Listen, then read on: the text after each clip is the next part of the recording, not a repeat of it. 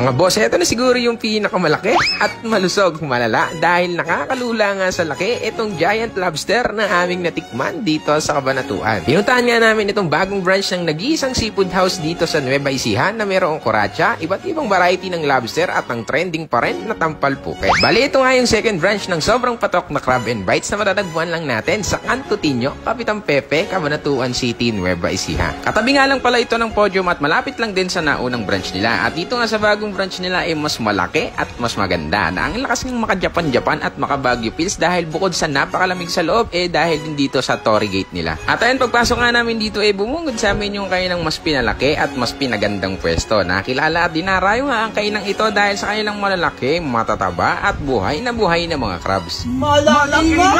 Idagdag mo pa nga dyan yung kanilang mababait na staff na ipagsasalin ka pa talaga ng coke at iaabot sa iyo ng may malaking ngiti sa labi. At ito nga, sinerve na rin yung aming mga pagkain dito. Grabe, ang ganda ng ngiti ni Butiki. Bali, yung kinain nga namin dito, yung bagong bundle ay nila, meron na yung chicken alapang, sinigang na hipon, crispy pata, at meron ding napaka-cheesing baked scallops, meron ding tampal puke, meron na rin yung rice at coke, at syempre yung nakakalula sa laki at nakakatakam na lobster.